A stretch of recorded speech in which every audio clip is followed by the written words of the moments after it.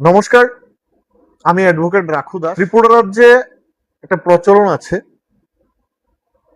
যে সরকারি চাকরিজীবী গ্রুপ ডির কর্মচারী হোক, মেয়ের বাবারা একটা ব্যবসায়ীর থেকেও একটা সরকারি কর্মচারীর হাতকে বেশি শক্তিশালী মনে করেন এবং মেয়েকে একজন সরকারি কর্মচারীর হাতেই তুলে দিতে চান। কিন্তু এই রাজ্যের রাজ্য সরকার আমার মনে হচ্ছে এই রাজ্যের শিক্ষিত যুবকদের বিয়েটা পর্যন্ত করতে দেবেন। কেন বলছি এই কথা? আমরা দেখেছি যে রাজ্য সরকার পেছনের দরজা দিয়ে বাইরের রাজ্যের যুবকদের চাকরির জন্য রাস্তা খুলে দিচ্ছে। কিন্তু রিসেন্টলি যখন একজন ক্যাবিনেট মিনিস্টার এই প্রেস বিবৃতিতে এই কথা বলেছেন যে ত্রিপুরা রাজ্যে চাকরির ক্ষেত্রে পিআরটিসি এখন ম্যান্ডেটরি নয়, কিন্তু 5 বছরের স্কুলিং সার্টিফিকেট ম্যান্ডেটরি। তখন আমি একটা প্রতিবাদ করেছিলাম সোশ্যাল মিডিয়ার মাধ্যমে। দেখলাম কিছু অন্ধভক্তরা আমার এই কমেন্ট সেকশনে এসে বলছেন যে এটা হাইকোর্ট, ত্রিপুরা হাইকোর্ট, আমাদের ওন হাইকোর্ট নাকি এটা রায় দিয়েছে, অর্ডার দিয়েছেন যে পিআরটিসি যাতে ম্যান্ডেটরি না করা হয়। আমি বলছি, এবং আমি মনে হয় সরকার বা সরকারের যারাই আছেন সাঙ্গপাঙ্গরা, তারা আমাদের হাইকোর্টের রায়কে মানুষের কাছে ভুল ইন্টারপ্রিট করছেন। আমি বলতে চাই, আমার কাছে সেই অর্ডার আছে। এই পিআরটিসি নিয়ে দিল্লির একটা ছেলে, নাম হলো অরুণ কুমার পানোয়ার, উনি একটা মামলা করলেন। মামলার নাম্বার হলো রিট পিটিশন 144 অফ 2025। সেখানে আমি দেখাতে চাই ক্লিয়ারলি সরকার এই জাজমেন্টের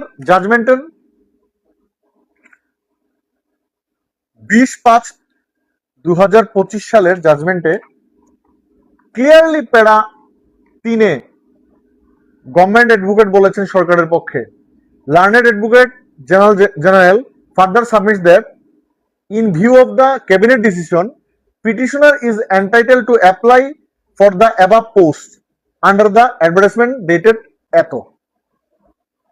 তো আমি বলতে চাই, সে পিআরটিসির জন্য, পিআরটিসি যাতে ম্যান্ডেটরি করা না হয় তার জন্য হাইকোর্টে মামলা করলো, আর সরকার সারেন্ডার করে দিল। আমরা দেখেছি আমাদের রাজ্যের কর্মচারীরা যখন তাদের বকেয়া ডিএ পেতে হোক বা তাদের ন্যায্য অধিকার পাওয়ার জন্য যখন হাইকোর্টে মামলা করেন, হাইকোর্ট তাদের পক্ষে রায় দেওয়ার পরেও সরকার সুপ্রিম কোর্টে এসএলপি করে। আর এখানে আমাদের রাজ্যের ছেলেদের অধিকারের জন্য সরকার লড়াই করলো না, সরকার সারেন্ডার করলো, বললো হ্যাঁ আমরা ক্যাবিনেট ডিসিশন করে আমরা পিআরটিসি বাধ্যতামূলক সেটা উইথড্র করে দিচ্ছি এবং সে চাকরি অ্যাপ্লাই করতে পারবে। আর সরকার এখন মিথ্যে বলছে রাজ্যের মানুষের কাছে যে হাইকোর্ট রায় দিয়েছে। আমি ক্লিয়ারলি বলছি যে আমি রিট পিটিশনের নাম্বারও বলে দিয়ে দিলাম। আবার এই ছেলেটাই অরুণ কুমার পানোয়ার আরেকটি মামলা করেছেন রিসেন্টলি, তার মামলার নাম্বার হলো রিট পিটিশন 257 অফ 2026, সেটা পেন্ডিং আছে হাইকোর্টে। List the matter on 24 August 2026, সেটা এখনো পেন্ডিং আছে। এর মানে উচ্চ আদালত, ত্রিপুরা, আমাদের রাজ্যের হাইকোর্ট বা সুপ্রিম কোর্ট আমাদের রাজ্যের জন্য কোনো ধরনের অর্ডার দেননি যে পিআরটিসি উইথড্র করার জন্য। আমাদের সরকার নিজের ইচ্ছাতে এফিডেভিট জমা দিয়েছে হাইকোর্টে যে আমরা পিআরটিসি বাধ্যতামূলক যেটা, সেটা আমরা উইথড্র করছি।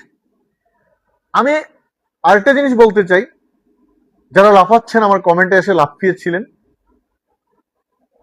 ত্রিপুরা রাজ্যে ক্যাবিনেট মিনিস্টার পিআরটিসি বাধ্যতামূলক নয় সেই ডিক্লেয়ার দেওয়ার 24 ঘন্টার মধ্যে অরুণাচল প্রদেশে সরকারি চাকরিতে পিআরটিসি বাধ্যতামূলক করলো অরুণাচল। কোথায়? ত্রিপুরা দর্পণে 14 আগস্ট 2026 সালের পত্রিকা, আমি সেটাও দিয়ে দেব প্রয়োজন লাগলে।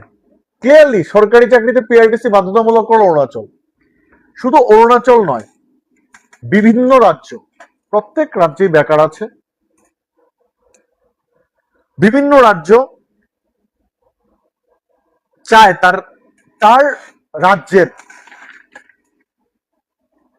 বেকারদের চাকরি দেওয়ার জন্য।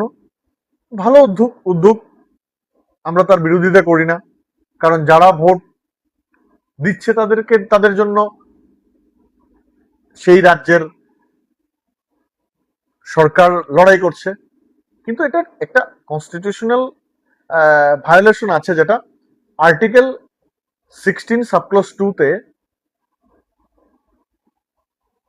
মানে সবাইকে সমান অধিকার দেওয়ার জন্য বলা হয়েছে, সমান সুযোগ দেওয়ার কথা বলা হয়েছে, সেখানে একটা বার আছে। কিন্তু আর্টিকেল 16 সাবক্লজ 3 আবার রাজ্য সরকার বা কেন্দ্র সরকারকে সেই সুযোগ দিয়েছে যে পার্লামেন্ট ল করে সরকার চাকরির জন্য বা রেসিডেন্সের শর্তের জন্য যে কোনো ল অ্যামেন্ডমেন্ট করতে পারে। এবং সেই পাওয়ার কাজে লাগিয়ে বিভিন্ন স্টেট, আমি নাম বলছি, আমাদের ঝাড়খণ্ড, হরিয়ানা, জম্মু কাশ্মীর, হিমাচল, উত্তরাখণ্ড, অরুণাচল প্রদেশ, মিজোরাম, ইভেন আসামও বিভিন্ন ধরনের তাদের রাজ্যের যুবকদের চাকরি দেওয়ার জন্য বিভিন্ন ধরনের পন্থা অবলম্বন করেছে। কিন্তু আমার রাজ্যের সরকার আমাদের যুবকদের জন্য মনে হয় না সেইভাবে সদর্থক চিন্তা করছেন। আমার মনে হয় যে বিদ্যুৎ দপ্তরের জনবিরোধী নীতির সঙ্গে বা একটা জনবিরোধী সরকার তৈরি হচ্ছে, মনে হচ্ছে যে বিদ্যুৎ দপ্তরের যে গাফিলতি দেখে এখন আমার মনে হচ্ছে যুবকদের জীবন নিয়েও ছিনিমিনি খেলা হচ্ছে। আমার সরকারের কাছে দাবি থাকবে যে ত্রিপুরা রাজ্যের যুবকদের বাঁচানোর জন্য মিনিমাম 3 টায়ার ফর্মুলা নেওয়া উচিত, যেমন ল্যাঙ্গুয়েজ,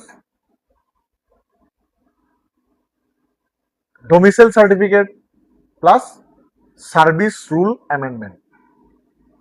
কেন আমি সেটা বলছি? আমরা দেখেছি যে মহারাষ্ট্রে মারাঠি ভাষার টেস্ট ম্যান্ডেটরি করে দিয়েছে মহারাষ্ট্রের সরকার। ইভেন সুপ্রিম কোর্ট পর্যন্ত মহারাষ্ট্র স্টেটকে এই তাদের মারাঠি ভাষা টেস্ট ম্যান্ডেটরি করার ক্ষেত্রে সুপ্রিম কোর্ট তাদেরকে সাপোর্ট করেছে। তো এই জায়গায় কোনো বার নেই। যেমন গ্রুপ সি এবং ডিতে ধরুন ক্লার্ক বা জেআরবিটির মাধ্যমে চাকরি হচ্ছে, এখানে রিজনাল ল্যাঙ্গুয়েজ জানা মানে ভাষা জানা খুব গুরুত্বপূর্ণ।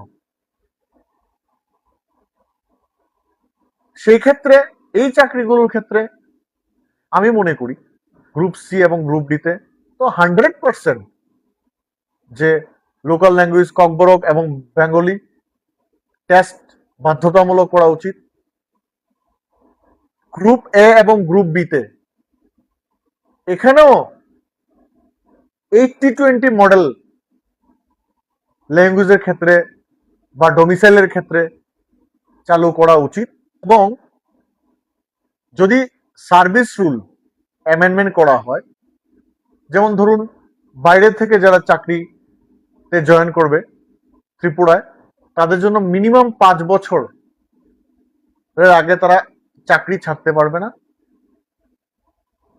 মিনিমাম 3 বছর তারা রুরাল এরিয়াতে চাকরি করবে,